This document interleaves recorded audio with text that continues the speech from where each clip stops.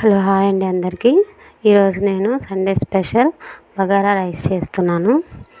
Stove on చేసి బండి పెట్టి ఆయిల్ వేసానండి. బిర్యానీ దినుసులు చెక్క, లవంగ, బిర్యానీ ఆకు వేసాను. ఆనియన్స్ సన్నగా కట్ చేసుకొని ఫ్రై చేశానండి. ఫ్రై చేసిన తర్వాత టమాటా ముక్కలు కూడా వేసాను, పచ్చిమిర్చి 2, అలానే అల్లం చిన్నులపాయ పేస్ట్ వేసానండి. అవి మొత్తాన్ని ఒకసారి బాగా వేగించాలండి. వేగించిన తర్వాత నేను ఇక్కడ 2 డబ్బాల బాస్మతి రైస్ తీసుకున్నాను. ఒక డబ్బాకి 2 డబ్బాల వాటర్ అండి. నేను 4 డబ్బాల వాటర్ తీసుకున్నాను. దానిలో కొంచెం సాల్ట్ వేసానండి. బియ్యం బాగా కడిగి ఎసురు మరిగినప్పుడు బాస్మతి రైస్ని ఎసురులో వేసుకోవాలండి. ఒకసారి కలదిప్పుకుంటే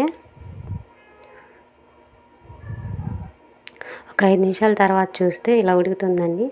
లాస్ట్లో కొంచెం కొత్తిమీర వేసి గార్నిష్ చేసుకుంటే రెడీ.